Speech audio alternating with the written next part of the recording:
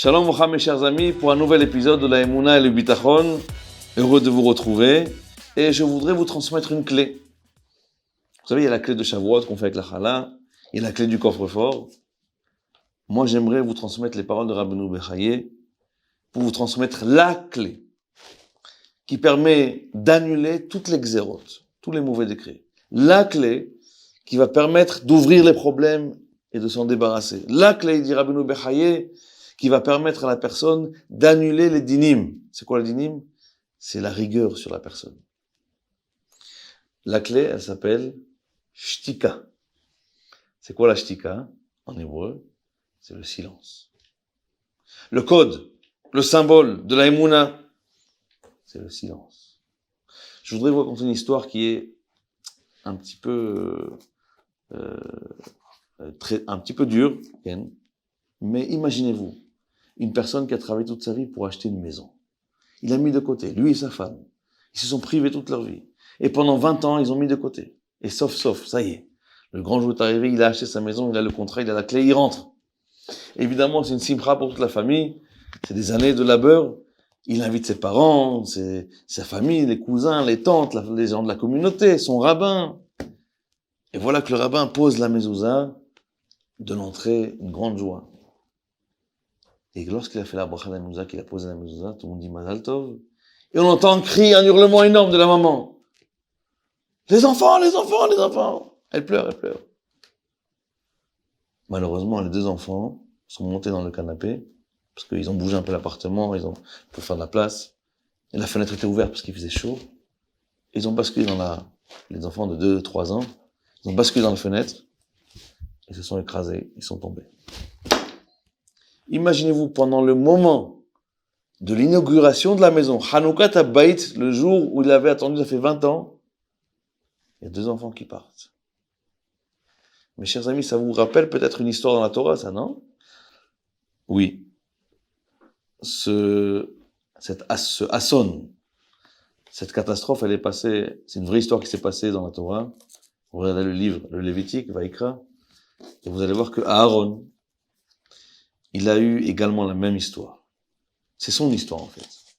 Pendant Hanoukat HaMizbeach, lorsqu'on lui annonce qu'il est grâce à il est grand Kohen Gadol, ça fait des années qu'ils attendent ça, il a fait sortir son peuple, il a parlé pour Moshe pour les 3 premières plaies, il a vécu le veau d'or, il a vécu des histoires incroyables. Et voilà que Aaron à Kohen, pendant le moment où on inaugure le temple et on le nomme grand prêtre, voilà que ces 2 enfants Nadav et Avihu viennent de mourir. Et à votre avis, la réaction de Aaron, c'est quoi? Hurlement, cri, détresse, il se casse la tête contre le mur. Vaïdom Aaron. Voilà que Aaron s'est tué. Silence total. Vous savez, il y a des gens qui se taisent, mais dans leur cœur, ils ont la haine, ils détestent, ils crient, ils ont la kpeda. Ça, il n'y a pas pire. Il faut sortir les choses du cœur. Il ne faut pas garder en soi et se taire. Parce que se taire et garder en soi, c'est déjà bien, mais c'est pas assez. Aaron, il s'est tué pas parce qu'il avait la haine contre Dieu. Pourquoi tu as pris 2 enfants? Il s'est tué parce qu'il a compris, comme il dit le Ramban, que ce monde-là n'est qu'un monde qui n'est qu'un passage vers un meilleur monde. Il savait qu'il passait dans un meilleur monde. Et c'est pour ça qu'il s'est tué. Et voilà la force de la Emouna. Le symbole de la Emouna, c'est la shtika. C'est le silence. D'accepter ce que Hachem il t'envoie. Et dans la tête, dans la bouche, et surtout, dans le cœur. C'est là que ça se passe, c'est dans le cœur. C'est pour ça que le livre, il s'appelle Chovat Halvavot. Les obligations du cœur. Hachem, il vérifie pas qu'est-ce que tu as fait dans tes tefilin, ou si tu as acheté une mezouza qui est meuderet, ou si tu as acheté, je sais pas moi, une table de Shabbat extraordinaire. Hachem, il voit ce qu'il y a là dans ton cœur. Bohen Levavot. Ça vous rappelle peut-être une autre histoire. Qui dans la Torah, d'après vous, a eu la même réaction? Yaakov Avinu, notre père Yaakov, ce grand homme. Vous savez comment il était fort? La Torah dit qu'il y avait un rocher, que même 10 hommes n'arrivaient pas à bouger. Et lui, il fait tac, une petite pichenette, et il a esquinté la pierre. C'est là, Yaakov, il avait une force. Yaakov, il avait une force. C'est le père des 12 tribus. On peut pas se rendre compte combien il avait de force. Et un mauvais jour, voilà que on vient d'annoncer que Shechem, le fils de Hamor, il a pris sa fille Dina. Chas v'shalom. Dieu nous en préserve. et il a abusé d'elle, il l'a violée. Quelle est la réaction de Yaakov? Il aurait pu, juste à lui seul, aller dans la ville et exploser tout le monde. Et liquider tout le monde. Shechem le premier. Il avait une force qui était extraordinaire. Il n'a pas été. Il n'a pas été se battre. Il y a marqué Veherish Yaakov. Yaakov, il s'est tué. Il a rien dit. Il a accepté. Il savait que Dieu fait tout pour le bien. Dans son cœur et dans sa tête. Pas besoin de se venger contre personne dans cette terre. Hachem, il fait de sa vengeance. Parfois, des gens veulent se venger pour le mal qu'ils ont reçu de X ou Y. Mais laisse le juge à sa place du juge. Et toi, reste là en tant que personnage de ce monde-là. Pas plus. Ça vous rappelle peut-être une autre personne dans la Torah, non? Ouais, Rachel. Rachel Imenu. Le jour le plus beau de sa vie, le mariage, c'est le jour le plus beau de sa vie. Et voilà que son père Lavan lui fait un sale coup. Il lui dit, voilà, tu te marieras pas aujourd'hui, c'est ta sœur, la grande, qui va prendre ta place, Léa. Une fille aujourd'hui dit, papa, mais pourquoi tu fais ça? Il dit, papa, elle hurle à son père, j'en ai marre, elle fait le balagan. Rachel, elle a rien dit à son père. Non seulement qu'elle a rien dit, la preuve qu'elle a accepté par Emouna qu'Hachem il fait que le bien dans ce monde, elle a transmis les simanim à sa sœur Léa. Si quelqu'un, il est dégoûté, il a la haine contre sa sœur, vous pensez vraiment qu'elle aurait donné les simanim à sa sœur? Elle savait c'était quoi la Emouna, le bitachon, que le symbole, c'est la shtika, le silence. Elle a donné tout à sa sœur. Si Hachem il veut m'annuler mon mariage aujourd'hui, c'est le jour de ma vie, je sais que c'est pour mon bien, c'est sûr. Si Hachem veut m'annuler le projet que j'avais mis en place, c'est sûr que c'est pour le bien. Je continue ma vie. Allez, vas-y, avance. Et voilà que le pasuk va dire juste après, Vaïskor Elokim et Rachel. Et Dieu s'est rappelé de Rachel. Ça veut dire quoi, il s'est rappelé de Rachel? Il s'est rappelé du silence de Rachel. Mes chers amis, à chaque instant qu'on se tait et qu'on accepte avec la Emouna, comme dit la Masechet Megillah à la page 18, Sama dekula mishtuk ahad. Le plus grand médicament de tous, c'est de se taire. Okay. C'est pour ça que le Chavetz Chaim dit, on dit tous les jours, Hachem Melech, Hachem Malach, Hachem Imloch Olam Vaed, ce qui a été, ce qui sera aujourd'hui, ce qui sera demain, ça vient de Dieu. Calme-toi. Okay. Pour finir, je vais prouver que ce que dit Rabbeinu Bechaye, notre maître, dit vrai. Deux histoires qui sont passées, okay, vous allez voir.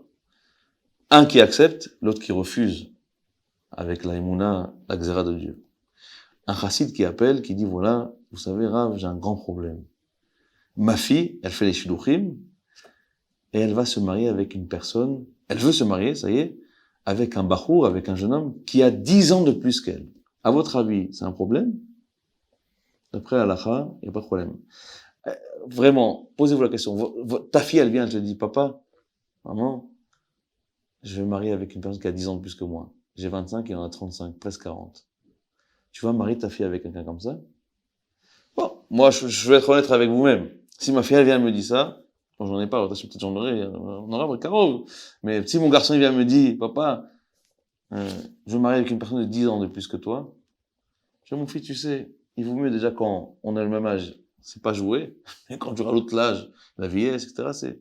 Mais si tu veux mon fils, vas-y. Si c'est une bonne fille, si c'est un bon garçon, la Torah n'interdit pas de faire un truc pareil. Elle dit, sachez une chose, c'est que si vous n'allez pas parler à ma fille, et que si elle décide de se marier avec lui, qui a 10 ans de plus qu'elle, je n'irai pas au mariage. Je ne paierai pas un seul shekel. Et je donnerai un mot d'adieu à ma fille, et je la renie de la famille. C'est dur pour lui. Dans le monde des chassidim, 10 ans de plus, c'est énorme. Il n'a pas accepté. Et jusqu'à aujourd'hui, il vit le martyr à l'intérieur. Ça boue toute la journée, toute sa vie, il n'a pas de tranquillité d'esprit.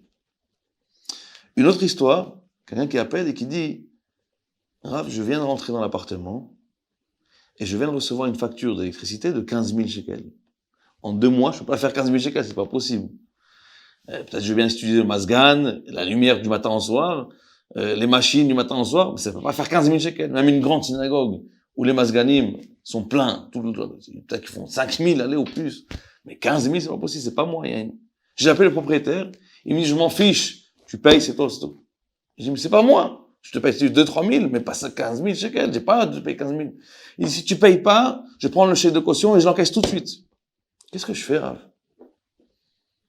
Tu as deux options. Soit de rentrer en procès avec lui et tu finiras jamais.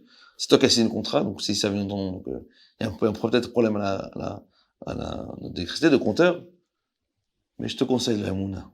Accepte que Hachem t'a dit voilà, mon ami, mon fils, paye ces 15 000 shekels, tu t'es battu, ça n'a pas marché. Tu as lui prouvé, ça n'a pas marché. Accepte que Dieu fait que pour le bien les choses. C'est pas une épreuve qui est mal. Peut-être un jour tu as volé à quelqu'un, tu as vendu un truc qui était beaucoup plus cher que ce qui devrait être vendu. Hachem, il te fait réparer ta faute par 15 000 shekels. Il a travaillé dans sa tête, travaillé. C'est bon. Après quelques jours, il dit c'est bon. J'accepte que Hachem m'a envoyé une épreuve pour mon bien, je paye. Et voilà qu'il va, 2-3 jours après, chez le propriétaire, il dit voilà, je te donne l'argent, t'inquiète pas. Il va chez lui, tape la porte, il dit voilà le chèque de 15 000 shekels. Je sais pas, peut-être que j'ai dû laisser l'appareil, c'est de ma faute. Vous avez raison. Le propriétaire lui dit c'est bon, je m'en occupe. Laisse tomber, tu as raison. C'est mon problème, c'est mon appartement. Je vais essayer de voir avec ce truc. Il a gagné en un instant 15 000 shekels. Voilà deux exemples. Un qui accepte avec Emouna et l'autre qui n'accepte pas. Celui qui accepte, Rabotai, eh bien, Kadosh Baruch Hu, il ouvre les portes. La Emouna, le bitachon, ça donne le roga, la tranquillité d'esprit, la shalva, la chaim tovim, la chaim smechim, une vie de joie. Et évidemment, les yeshuot, les délivrances. Venez les amis, on essaie de se renforcer dans la Emouna, le bitachon. La shtika, le silence. C'est le code de la Emouna. Essaye, c'est pas facile, mais quand tu arriveras, alors ta vie elle sera beaucoup plus joyeuse et paisible. Et c'est ça la force de la Emouna.